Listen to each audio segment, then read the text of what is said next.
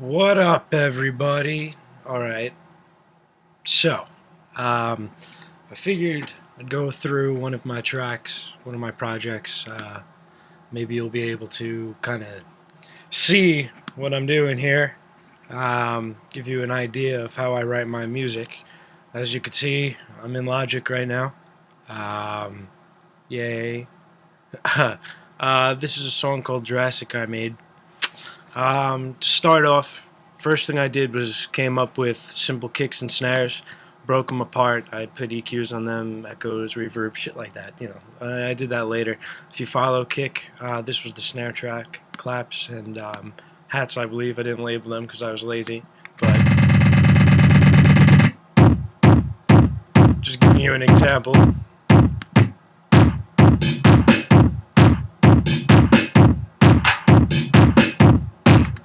And alright, so I came up with that and I put it together and broke it apart and did all types of stuff. From there, I go about making some sort of melody, something I came up with on my piano over here, where we say big benders. Just a simple kind of simple sound. If you look at the pattern, pretty simple pattern. I raise the velocity up as high as I can. The reason that you don't see anything looped over, it's really easy to grab a track and if you wanted to loop it over and have it play throughout the song. I don't really like doing that, even though I could. It's a lot easier for me when I do it this way. Because let's say, all right, I like something in this part, and then in the next one, oh, I don't like this middle note. It's really simple to get rid of it. And the next time it changes, it won't be there. So, it's a little bit more in-depth. I get a little bit more in-depth with my music. I'm able to really change it up, little changes, fine-tuning, things like that. And I just work in layers. I work on top of that, come up with the melody, come up with the beat to follow. When it comes to this, making this little drum build right here, I just start off with the kick at quarter notes, duplicate it to eighth notes. Once I get halfway through the bars, I duplicate it into 16th notes, bring it to 32, 64, and it progressively, just kind of collides together. And that's how you create a build. It goes right into the beat over here. When it drops in this song, I have a heavyweight wobble. I don't know what to call it. I just called it a heavy wobble. Came up with a simple pattern like this, if you want to hear how that goes. It sounds like this.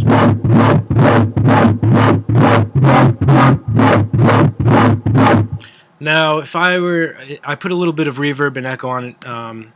All I put on was reverb, as you can see from over here. These are all sounds from Massive, Rector, Absinthe, Battery, things like that.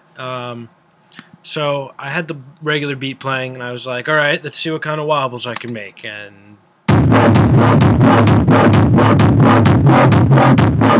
that's what I came up with. Awesome, sounds good. Now, what is this? Let's come up with like a little bit of a sound to put in the background. So I came up with this, Addidivium, whatever the fuck that sounds like. Okay, so it's just some weird synth in the background that I made. I can't remember what I wrote over here. Simple pattern, it's following the wobbles, I believe, I'm pretty sure. Put together.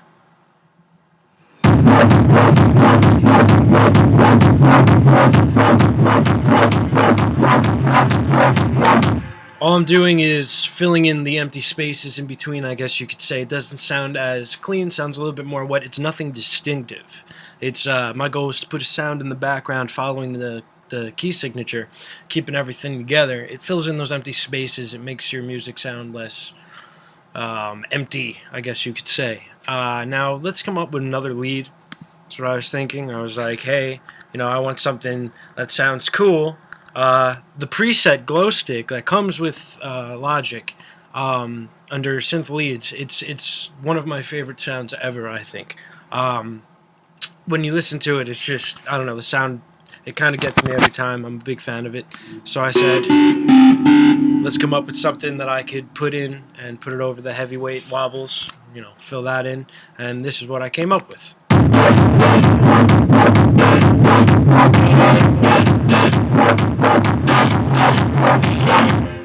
So just added that extra layer of sound, glow stick, wobbles, kind of like a synth effect in the background, and nothing but a kick.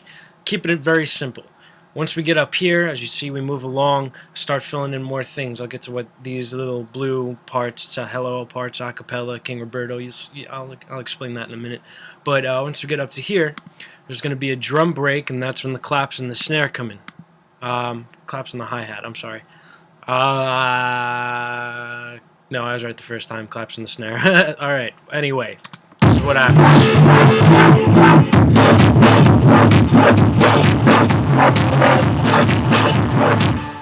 That was the drum beat I showed you earlier, all together. What do we got over here? Big benders, that sound that I showed you originally. We have it broken apart. I probably cropped it from something. It's kind of like an arpeggiation I made, I guess. A very small one. If you follow it, this is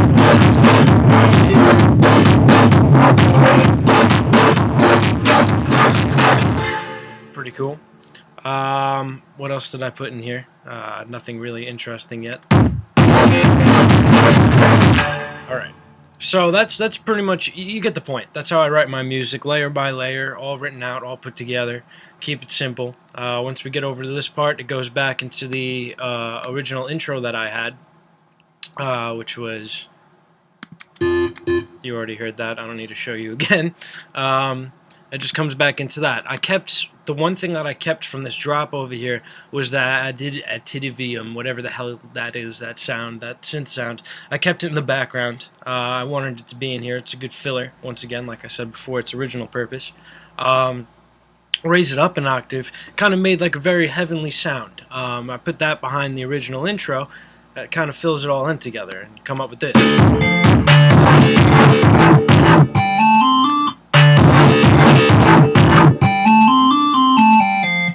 Sorry, hold on.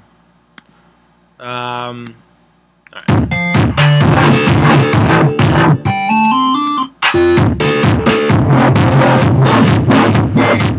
I'm an idiot and I didn't... Sorry. Alright, never mind. Ignore that mistake. Here it goes.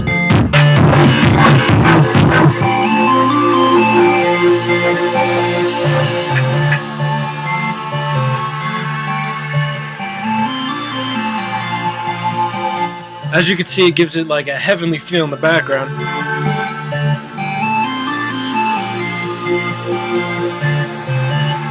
And then it eventually makes its way back into the drop and the heavy wobbles.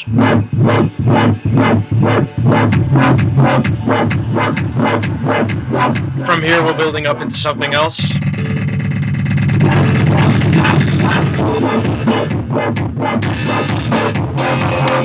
Now, how do you make your build awesome? Most people don't know how to really make a build, how to make the suspense come up. It's very simple thing, very simple idea. If we look over here at the drum beat that I showed you before, how to make the drums multiply, kind of like that, you know, that kick build up. We create that, and I create a layer, once again, with one of the presets from Logic, Lost in Trance. And all we're doing here is taking one of the notes from the key signature that you're using in your song, and we hold it out as long as we can. I'm going to raise the velocity because I don't like the way it sounds really low like that. And when we go to add the annotations, we're just going to have a little bit of a fade inside of it. So if you were to listen to that along with the drum beat that I have, the drum build, it sounds like this.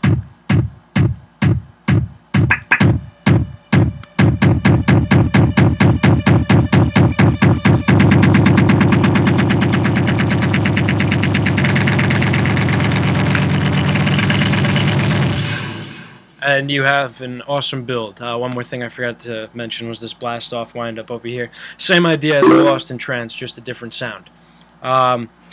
Pretty awesome if you ask me. But you know, that's how I make my builds. It's simple. Keep it simple. You don't try too hard. Simplicity is key.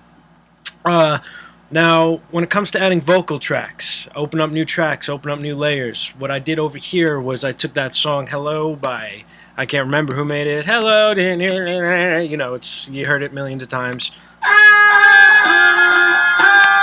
I added a little bit of a pitch correction so that it stays in sync with the key signature that I chose at the beginning of the song. A little bit of reverb, and I slowed it down. I brought it to the tempo that I was at. I made slower parts, longer parts.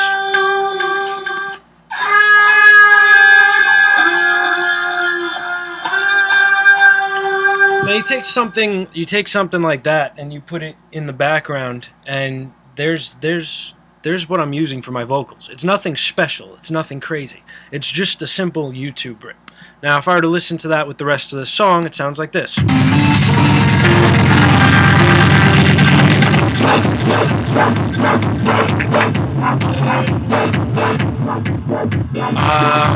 Let it build on. Let it go. I place it over here. You'll see when it's coming. You'll know. You know what's going on. Ready?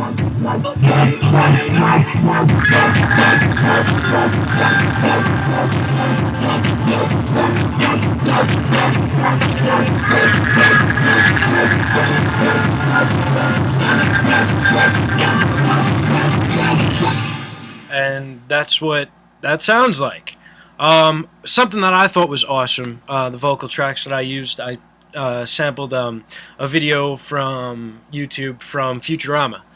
It's when King Roberto was sitting inside of his throne and he says something crazy like this. All I did was cropped it, once again, spaced it out. I kept it in the tone. I didn't use a pitch correction on this one. I left it the way it was. Just slowed it down a little bit. Now, what I did was I duplicated that layer, spaced it out so it lasted twice as long, added a bit of an echo, added a reverb, added a vocal transformer to bring it down, and this is what ended up happening.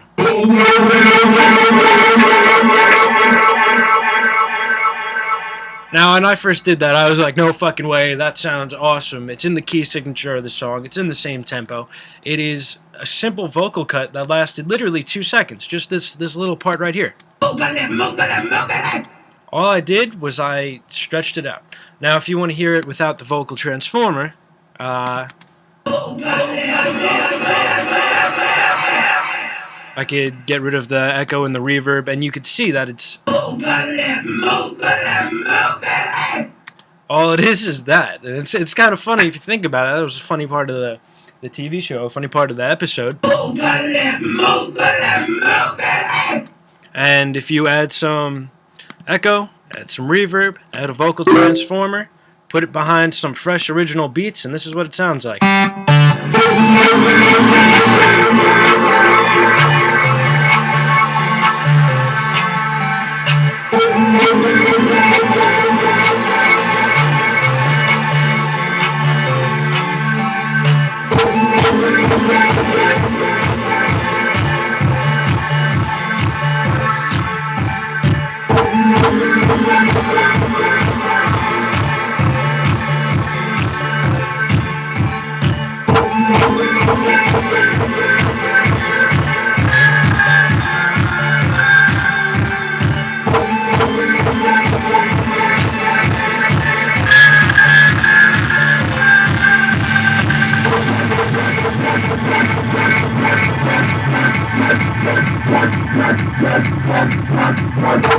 As you can see, I make a lot of annotations, a lot of fades, a lot of level changes, a lot of frequent changes, panning, things like that. This is all fine-tuning that you'll do later.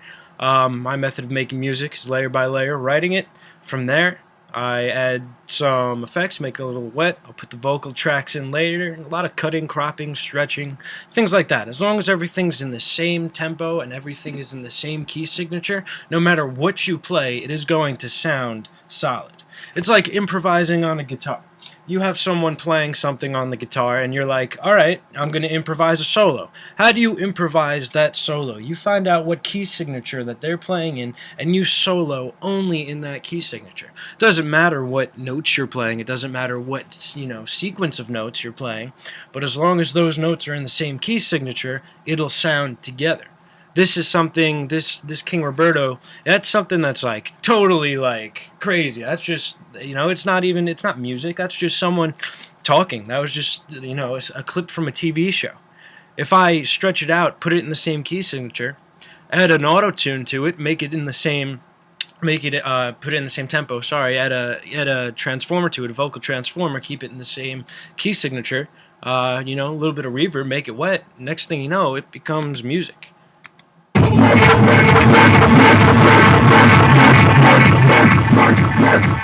And that's what I do, and that's kind of how I create my tunes. There's more fine-tuning and editing, things like that, little things that I do that I'm not going to go over. Lots of annotations. But what I'm going to do now is explain how I go about mastering these songs, mastering these levels. Well, mastering the song, not mastering these levels. These levels are set where I want them to be. I'm going to show you how I master them completely. So you know my mastering process. I explained a little bit of it on Facebook. I'm going to show you exactly how I do that now. Save your project, copy it all. What we're going to do is we're going to bounce it out. It's PCM to desktop. Keep it output 1-2. Doesn't really matter what you call it. I mean, I'm just going to keep it output 1-2. Bounce that shit out. And you're going to see it's going to be bounced out. Awesome. Let it bounce. Let it do its thing. Take its time. You know, stuff. I don't know why this always takes so long, but it takes a while, and that's okay. That is all right. That is just fine. Almost done. Make sure that you bounce it out to a WAV file. Put it at 24-bit. Make sure that shit is up to date. You want to work on it. You don't want to work on an MP3. You want to work on a WAV. Don't bounce it out to an MP3 and do this, because it will sound like shit. Bounce it out to a WAV. Awesome. Bounced out. Now from here, what we're going to do is we're going to open up a new project. Something totally new. Yeah, we could close this. Why not? Empty project. Nothing special. Doesn't matter if you make a software instrument audio. We're going to delete it anyway. You take that output, you drag it in, you create your own new track. Add the tempo information, add all the time, and if you made markers, it'll ask you if you want to put your markers there. Now we have one track, output 1-2. From here, what we're going to do is we're going to add a multimeter. The reason we use a multimeter is so that we could see exactly where the range of the song is and what we're doing. You know, we want to make sure that it's at a level where we want it to be. So that's what we're going to do. We're going to keep it like that. On the track itself, if you're using Logic, first thing that I would do is add a multipressor. A multipressor is exactly what you think it is, a compressor. Yep, very good. From here, you could focus on different frequencies, 4 layers of frequencies. The upper from 5 to 20K to the lower from 20 Hertz to 100 Hertz.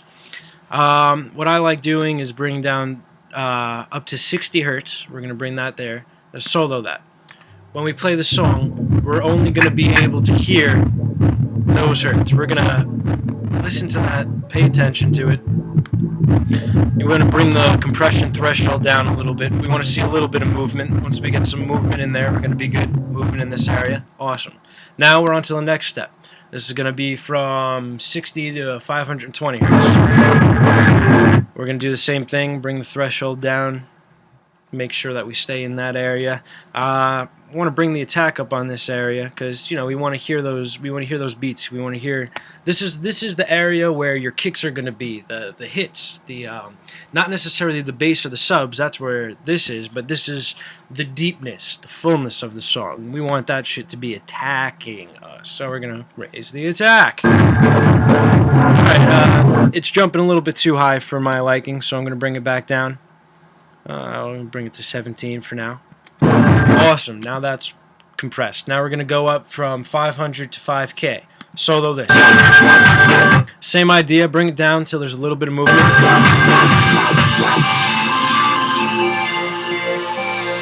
As you can see, there's a little bit of movement. We're good. Once again, we're going to bring the attack up a little bit. I think we're going to be good there. You could fuck with the release and everything else if you want to. I'd usually take my time and go through this a little bit more precisely, but I'm just giving you a general run-through. I would focus on all of these things, but I'm not going to do that because it's going to take an hour to explain. Now let's bring it up to the highest frequencies of this song and solo them out.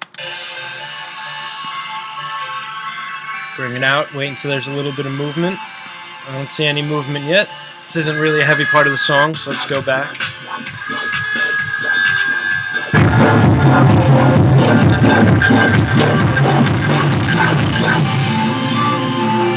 Awesome. The song is compressed. Now I feel like there's too much low, not enough high. We could fix that with the EQ, but if you look at your levels over here, if they're going lower than they should be, as you can see, I went from about 0, I dropped down to -10. We don't want that. We want to replace that. So what we could do is we could raise the gain slowly of the higher frequencies, preferably. That's what I like to do. That's just personal preference, I guess, not preferably. It didn't really make much sense. Bring the subs up so you know your car's bumping.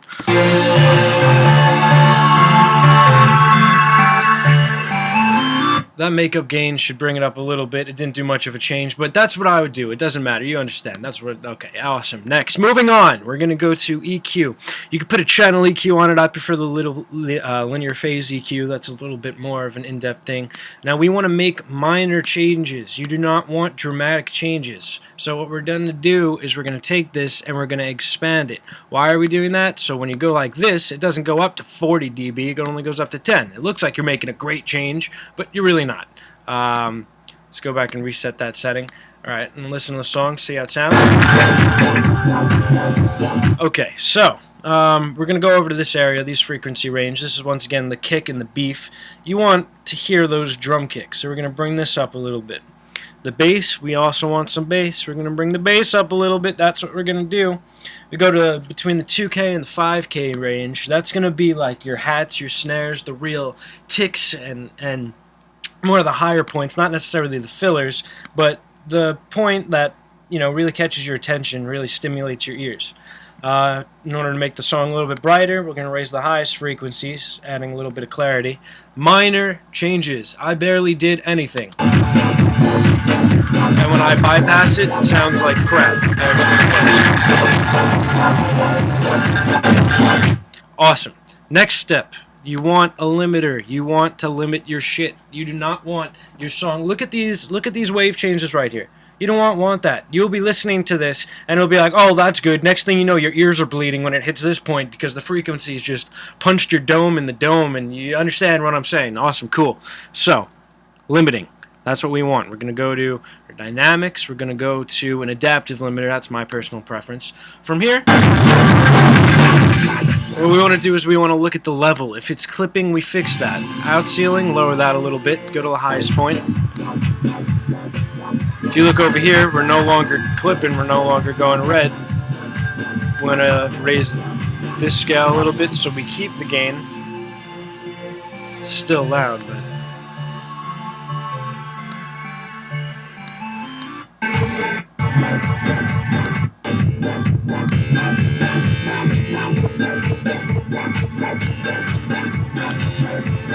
Awesome. Now you have a song that is multi-pressed. We have the EQ on it. We have an adaptive limiter so it doesn't go outside of a frequency range, inside of a frequency range. It doesn't go all over the place. It stays where we want it to stay. And we have the multimeter. This is the part where we play the song from start to finish and we watch the multimeter. Alright, you ready? Let's go. I'm just kidding. We're not going to watch and listen to the entire song because that would be fucking horrible. So we're just going to go to a part of it. Alright, we're leveling between -10 and 0. We're staying there. Let's go to the higher point. We're still staying there. Still in that range. Go to the higher point. Still in that range. Let's go to this loud point. Still in that range. What does that tell me? That tells me that no matter what part of the song is playing, you will be hearing this song at the same volume. The frequencies, even though they're varying throughout the whole thing, are now going to be compact together into a single thing. From there, what do? We obviously save the project. Save as much as you can. I have tons of songs, hundreds of them, not hundreds, a little over 70. Drasic file. We're going to call this the Drasic Master. Awesome. So now it's there and it'll always be there. Yes, use all the shit, blah, blah, blah, saving it, awesome, cool. Now, from here, bounce it out. Bounce it to your desktop or wherever you prefer to bounce your music. This time, MP3, 320 kbps. We want it up there. We want it high quality. We want that shit that people want to hear. You know what I'm saying? Awesome. Alright. This time, I'd name it something other than output if I were you. I mean, you know, this is just, you know, this is the MP3, so why not? Drasic. Bounce.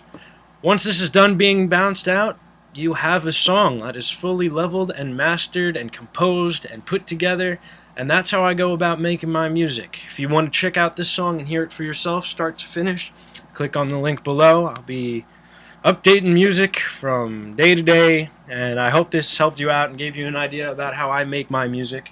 Awesome. Click the link below, check the song out, tell me what you think. Peace out, guys.